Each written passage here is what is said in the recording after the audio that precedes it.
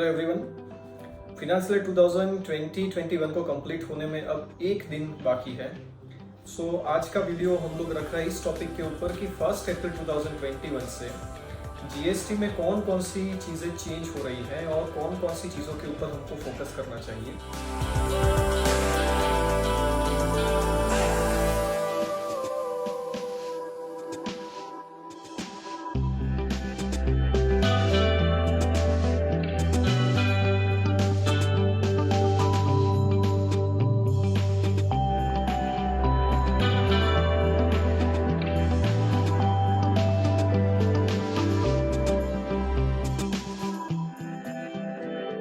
जो भी important changes हैं जीएसटी में which are applicable from 1 April 2021 उसका थोड़ा डिस्कशन कर लेते हैं।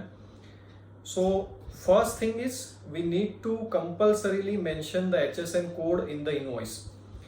ये प्रोविजन हमको क्या बोल रही है कि अगर आपका टर्नओवर प्रीसीडिंग फाइनेंशियल ईयर में 5 करोड़ रुपए तक है, मतलब कि 5 करोड़ रुपए से ज्यादा नहीं है, and you are issuing B2B invoice, मतलब कि आप किसी ऐसे पर्सन को इनवॉइस इश्यू कर रहे हो जिसका जीएसटी में रजिस्ट्रेशन है, तो आपको कंपल्सरीली 4 डिजिट एचएसएन कोड को मेंशन करना पड़ेगा।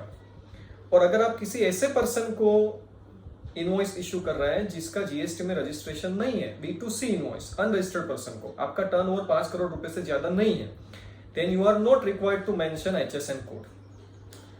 दूसरी चीज, अगर आपका प्रीसीडिंग फाइनेंशियल ईयर में टर्नओवर 5 करोड़ रुपए से ज्यादा है, in that situation whether you are issuing B2B invoice और B2C इनवॉइस, कोई भी इनवॉइस अगर आप इश्यू कर रहे हैं, आपको 6 डिजिट एचएसएन कोड मेंशन करना कंपलसरी है। एचएसएन कोड को इनवॉइस में मेंशन करना जो कंपलसरी है, ऐसी प्रोविजन पहले भी थी, लेकिन there was some exemptions. Up to 1.5 crore rupees का अगर आपका टर्नओवर था तो आपको एचएसएन कोड मेंशन करने की जरूरत नहीं थी। इस प्रोविजन को 1 अप्रैल 2021 से चेंज कर दिया गया है। अगर हम लोग एचएसएन कोड मेंशन नहीं करते हैं इनवॉइस में तो क्या प्रोबेबिलिटीज हैं? तो प्रोबेबिलिटी ये है कि सेक्शन 125 की जो पेनल्टी है, that penalty can be imposed on us. इस चीज का हमको कंपल्सरी ध्यान रखना है कि अगर मेरा टर्नओवर 5 करोड़ रुपए से ज्यादा नहीं है प्रीसीडिंग फाइनेंशियल ईयर में, तो 4 digit HSN code for B2B supplies, और अगर 5 करोड़ रुपए से ज्यादा है प्रीसीडिंग फाइनेंशियल ईयर में तो 6 डिजिट एचएसएन कोड। एग्जम्पशन सिर्फ B2C इनवॉइसेस के लिए है। अगर आपका टर्नओवर प्रीसीडिंग फाइनेंशियल ईयर में 5 करोड़ रुपए से ज्यादा नहीं है, तो in that situation you are not required to mention the HSN code. So this is the first very important provision which is applicable from 1 April 2021. तो कोई भी इनवॉइस आप इश्यू करें 1/4/2021 से, इस चीज को खास ध्यान में रखें कि एचएसएन कोड उसमें इस प्रोविजन के मुताबिक आपको मेंशन करना है। एक बहुत ही इंपॉर्टेंट चेंज है provisions of applicability of e invoicing. E invoicing जो जब शुरू हुआ तब एप्लीकेबल था उन टैक्स पेयर्स के लिए जिनका 2017-18 से लेके 19-20 के बीच में किसी भी साल में एग्रीगेट टर्नओवर 500 करोड़ रुपीस से ज्यादा हो। उसके बाद में इस लिमिट को रिड्यूस करके कर दिया गया 100 करोड़, और अभी रिसेंटली एप्लीकेबल फ्रॉम 1 अप्रैल 2021 इसको रिड्यूस करके कर दिया गया है 50 करोड़ रुपए। इसका मतलब यह है कि किसी टैक्स पेयर का एग्रीगेट टर्नओवर 2017-18 से लेके 2020-21 तक किसी भी साल में 50 करोड़ रुपए से अगर ज्यादा है तो उसको ई इनवॉइस जनरेट करना कंपलसरी रहेगा starting from 1 April 2021। This is a major change in the applicability of e invoicing. ये 50 करोड़ की लिमिट कर देने की वजह से काफी सारे टैक्स पेयर्स ई इनवॉइसिंग की कंपलसरी प्रोविजन के अंदर आ जाएंगे।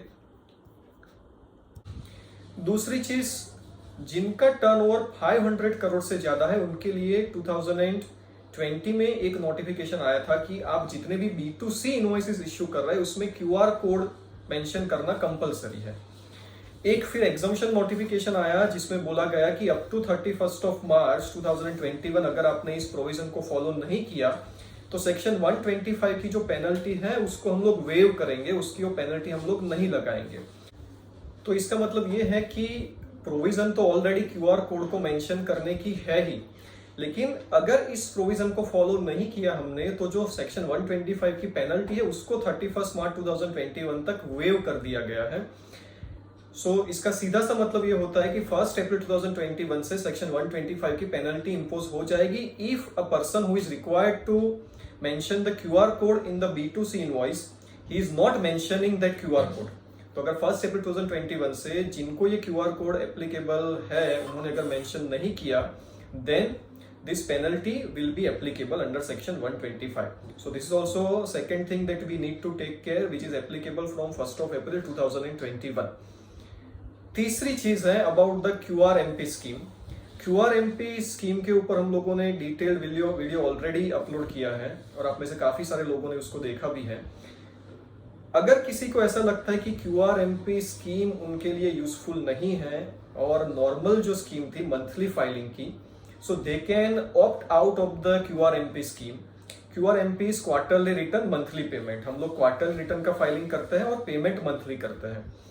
तो आप में से किसी को भी अगर लगता है कि QRMP स्कीम बेनिफिशियल नहीं है, पुरानी जो स्कीम है वो बेनिफिशियल थी और फिर भी आपने QRMP में आया था या तो फिर आपको ऑटोमेटिकली माइग्रेट कर दिया गया था QRMP में, so up to 30th of April 2021 you have an option of opting out of the QRMP scheme. 30 अप्रैल 2021 तक आप उसको ऑप्ट आउट कर सकते हैं। हालांकि मुझे अभी तक ये समझ में नहीं आता कि QRMP स्कीम क्यों बेनिफिशियल नहीं हो सकती। एक दो रीजन लोगों ने मेंशन किए हैं कि भाई हम लोग क्वार्टरली रिटर्न फाइल करते हैं तो GSTR 1 में वो इनवॉइस हम लोग क्वार्टरली मेंशन करते हैं और क्वार्टरली ही वो रिफ्लेक्ट होता है हमारे जो रिसिपिएंट होते हैं उनके पोर्टल पर।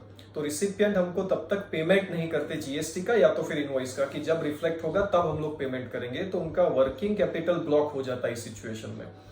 इसके लिए एक इनवॉइस फर्निशिंग फैसिलिटी दी गई है कि अगर आप क्वार्टरली फाइल कर रहे हैं तो भी इनवॉइस फर्निशिंग फैसिलिटी के थ्रू मंथली आप लोग इनवॉइस को अपलोड कर सकते हैं। आपके जो रिसिपिएंट है उसके पोर्टल पे उस टाइम पे वो इनवॉइस रिफ्लेक्ट हो जाएगा और वो क्रेडिट ले सकता है।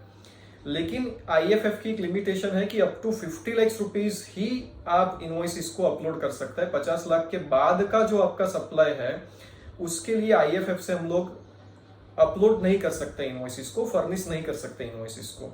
तो काफी लोग ने हमको ऐसा बोला है कि भाई हमको तो मंथली रिफ्लेक्शन होगा जब भी इनवॉइस का, वही हमारे लिए बेनिफिशियल है। तो ऐसे लोगों के लिए, ऐसे कुछ लोगों के लिए अगर वो गलती से QRMP में चले गए हैं तो 30 अप्रैल 2021 तक they can opt out of the QRMP scheme. तो ये तीसरी इंपॉर्टेंट चीज जो हम लोग अप्रैल महीने में ध्यान रखेंगे। बाकी नॉर्मल सी चीजें है कि you are required to prepare reconciliations की 3B में मेरा टर्नओवर कितना है, 1 में मेरा टर्नओवर कितना है, मेरे अकाउंटिंग में मेरा टर्नओवर कितना गया है, क्रेडिट मैंने कितनी ली है जो मेरे अकाउंटिंग में दिख रही है, मेरे GSTR 2A या 2B में कितनी दिख रही है। तो आप अपने सप्लायर को जल्दी से कम्युनिकेट कर पाए कि भी आपकी क्रेडिट मेरे अंदर रिफ्लेक्ट नहीं हो रही है। कोई क्रेडिट फाइनेंशियल ईयर 2020-21 की लेने की अगर रह गई है, you have not shown that credit or you have not taken the credit in the GSTR 3B, तो up to the due date of filing return for the month of September 2021 आप उसकी क्रेडिट को ले सकते हैं। तो ये भी चीज ध्यान में रख सकते हैं हम लोग। So mainly these are the things that you need to take care for the financial year 2020-21 जो 1 अप्रैल 2021 से हमारे लिए एप्लीकेबल है। So अगर आपको कोई क्वेश्चन है इसमें, you can mention the question, you can ask the question in the comment section friends. So thank you very much.